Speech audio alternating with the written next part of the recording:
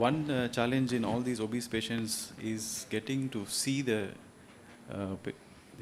spine on the table. And many times if we end up landing with the patient who is not, we can't see the spine clearly, then we are in a trouble. So one needs to think about this problem in advance and try to plan accordingly. And there is no escape. All of us are going to be seeing these kind of patients, having to treat them.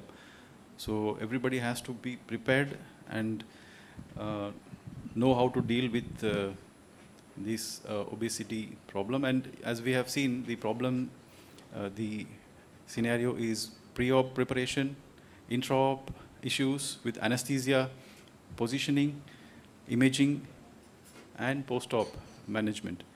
Now, the other aspects have been covered. One needs to also think about the imaging problem.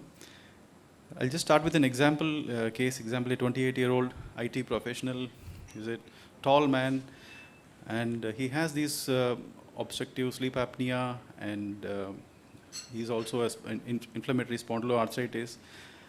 He has been having this severe pain in both lower limbs, paresthesias, increasing, reducing his walking distance, and recent acute worsening is almost like an impending cauda equina. And the problem is he was 145 kilos, and he had this snoring problem. He always slept only in recliner.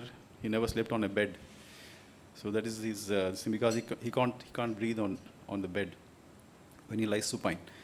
So this problem is there. So anesthetist said it is very high risk to give anesthesia, and he may end up needing ventilation and all that. This is the MRI which showed that there was an L3-4 central disc which was causing problems. So obviously we thought about the options, and the easiest was probably to consider a transforaminal endoscopic discectomy with under local anesthesia. But then we had things in mind to try to be prepared. We checked the patient lying in the ward itself, lying prone, how much he could tolerate, and also did a pre-op CT and checked whether we will be able to see in the C-arm. The OT tables have weight limits, so one needs to be prepared, as Dr. Pramod was saying. The tables need to be able to take the weight. And this transforaminal, the problem is the length of the scope might not actually reach there. But luckily this patient could tolerate prone position, and we did manage to get the disc out, and he was relieved. So poor visualization is the main problem. If you don't have proper imaging, then it is a problem where we could, especially the junctional areas, lumbosacral, cervicothoracic. Marking the incision also might be difficult. The skin is far away from the spine, so the marking might change. So one needs to be careful when you do that. And the space between the C-arm and the skin is also less. So that is another challenge. One needs to be able to work around that, because there is a chance of getting things unsterile or touching. And better not to end up in a situation where you are like this on table, and then you don't have another option. So it's important. Your fellows might say yes, but don't get into the trap.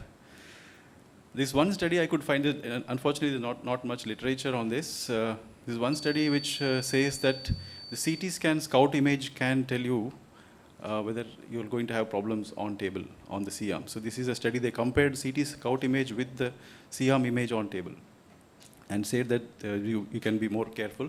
So these are the points what one needs to think about. Trial, check the patient if you have problems. Adequate use of tapings can move the fat away from the area where we need to work. Having these carbon fiber tables helps in the C-arm. Now these imaging can be subvented by using the advanced navigation techniques, 3D C-arms, and CT-based imaging in intra-op C-arm. Robotic technologies are very, very useful in such patients. But the thing is that they are still not available in all the places. So one needs to decide. If you have a patient, obese patient who needs a surgery, you check if your C arm is able to see or not. If it is not, then you better refer to somebody who has a robot or navigation. Thank you.